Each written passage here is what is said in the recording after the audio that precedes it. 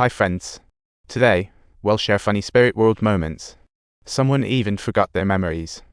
Everyone was trying to jog Maddie's memory with smells, and even made her some weird food, but it turned out to be as effective as plain water. They even played those jarring songs, yet she didn't react. So awkward. That's when Xiao Tang popped up with a psychology story, saying that when someone is hypnotized, they turn into a shell, so better not think too much about it. He mentioned a friend who turned into a Spanish speaker just because of a flashing light at a concert. See, it sounds like a movie plot. Subtitle: Simon and Weisel began to discuss new plans, their minds racing with ideas, thinking about how they could pull this off. The police held the janitor for a few days, but finding out who the real bad guys was like searching for a needle in a haystack.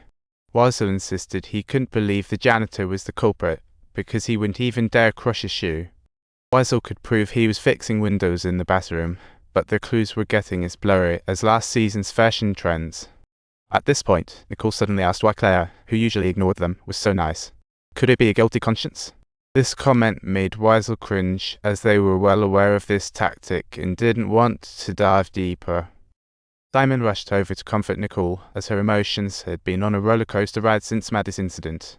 But Nicole wasn't having it, and bolted, like her daily life had turned into a chaotic mess.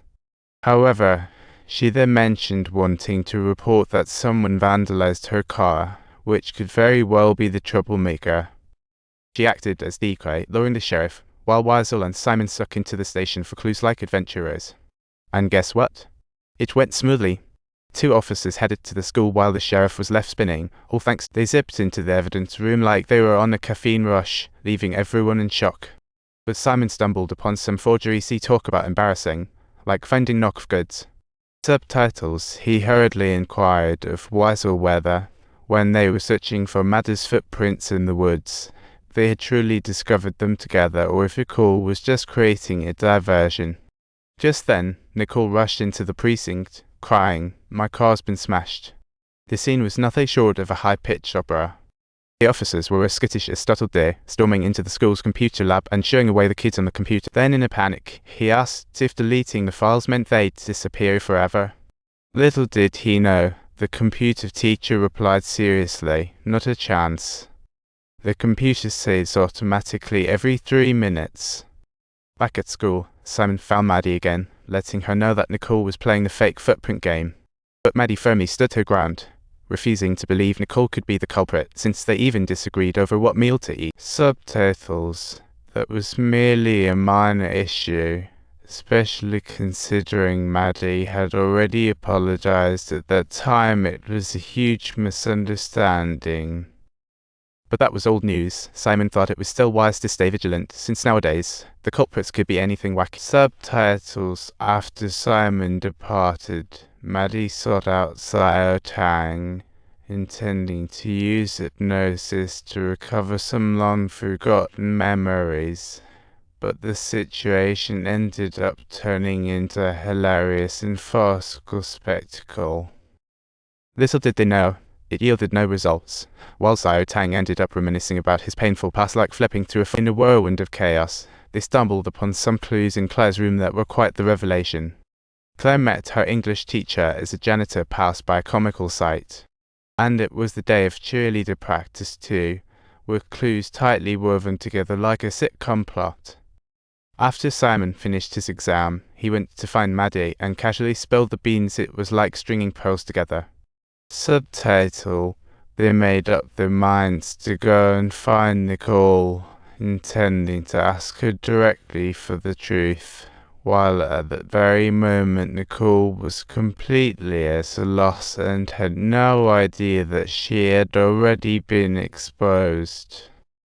Turns out, her family was struggling, and she tried to sneak a video of the teacher for an opportunity to go to her dream city, leading to a whole. She insisted she had no idea who hurt Maddie, and this left Simon taken aback, feeling all twisted inside. But his logic triumphed over emotions as he pressed Nicole about where the money actually was. Finally, Nicole reluctantly agreed to take them to where she buried the money, like they were playing a treasure hunt. However, halfway there, Xiao Tang suddenly called out to Maddie, apologizing for not being able to help. See what an awkward scene. Maddie didn't say much, just offered a few words of comfort before leaving, as if they were starring in a dramatic emotional scene. Baby Xiao Tang felt a sense of relief, and then started digging in the woods for the money, but no matter how hard they tried, nothing surfaced. That money seemed to vanish like magic, while Maddie's mom found an envelope in her room, hiding who knows what. After a glance, she quickly hid it in the drawer as expected. Just then, Maddie returned, as if realizing something, thinking as she saw them digging, unbelievable.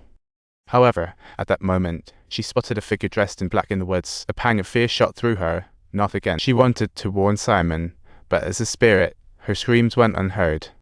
Luckily, Nicole spotted Danny too and swiftly alerted Simon, who thought he stumbled upon the culprit and bolted out with a shovel.